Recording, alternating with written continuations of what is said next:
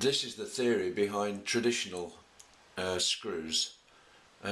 Here's the countersunk screw, here's the countersink head, and here's the gauge of the screw, and here's the threaded part of the screw. And the idea is that in the top piece of timber here, you drill a clearance hole. Here, clearance hole.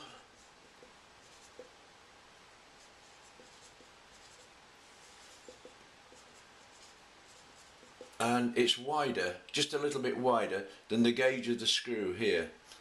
And then that's countersunk, so the screw would just drop into that top piece. And then here, you drill a pilot hole a little bit thinner than the diameter of the screw part. So when the screw is driven in, it bites into the edge down here of this hole and forms a nice tight fix into the timber.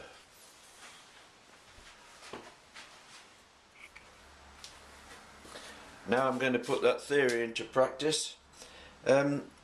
So I'm going to screw these two pieces of timber together using this traditional slotted countersunk wood screw. You see the top piece is about the same depth as the gauge of the screw, the main thickness of the screw here. So I'm going to use this as a clearance hole. See, it's slightly wider than the gauge. I'm going to use this drill as the pilot hole. You see, that's slightly thinner than the screwy part of the screw. And I'm going to use a countersink for the head. So here we go. Oh, I'll need a little bit of spare timber just to drill onto. I'm going to use this piece here. So into the drill first goes the wider clearance hole drill.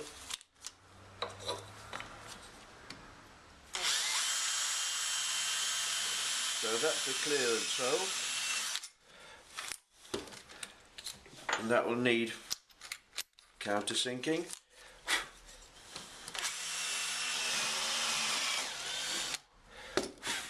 So now the drill should just, and it does look, just drops into there, and it's countersunk in, so it's quite safe at the top, protected. That's well into there. So now I'm going to change this for the thinner drill. Keep setting the drill off in my hand. There's the thinner drill. That's for the pilot hole. So into there goes that. And now we're going to use the screw to screw the two together. So into the pilot hole, and with this ordinary screwdriver, and this is the traditional straight slotted screw, so an ordinary screwdriver with a straight blade, and that's very, although it's deep, it's very easy for me to just drive that home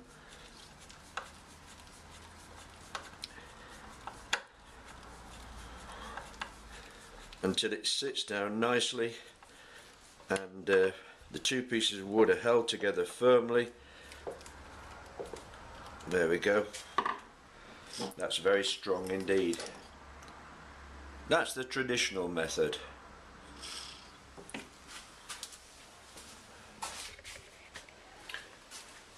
Depending where you are in the world, there's a huge variety of screws available, and they vary from country to country. This is the traditional straight slot screw, that, like the one we've just seen, with a firm shank here, which is the gauge of the screw, and then a threaded, tapered thread part. Here's one with an X in the top. If it's a straightforward X, it's called a Phillips style screw, Phillips screw, and if it's got little nicks in between to make 8 slots, it's called a posy driv. This one's got a pan head, It's like a round head but slightly flattened off, and it's a self-tapping screw. There's no shank part. The screw goes all the way to the top. Here's one with a shorter shank here and a longer thread. Here's one that the thread comes to the top again. That's a posi-driv. This one is the traditional brass screw used for high quality work. Straight slot, sort of screw that would be used in high quality wood fixings, hinges, that sort of work, and that's made of brass. This one is a black japanned round head. It's got a very rounded head, flat underneath to sit down onto the timber, and a high quality black lacquer to make it weatherproof. A traditional black japanned round head. And although that one looks tiny, there are screws that are 4 times as tiny as that. A whole range of screws are available. For years people have been wondering whether it was possible to invent a wood screw which was shaped so that you didn't have to have a pilot hole, a clearance hole, that you didn't have to countersink for.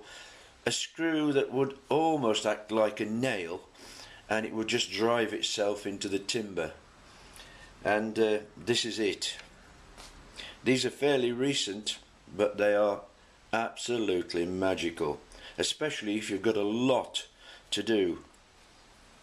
It's a wood screw with a posi-driv or Phillips style head. It's got a screw all the way up almost into the head, and it's very sharp indeed. And at this end, I hope you can see it, it's got a deep flute that pulls timber out as well as driving the screw in at the same time. These are quite unbelievable. Here we are. Put it into the timber, put your driver onto it. Let's get the driver the right way around.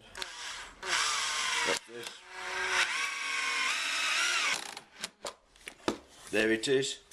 It's countersunk itself into the timber. It's extremely firm and it's very quick.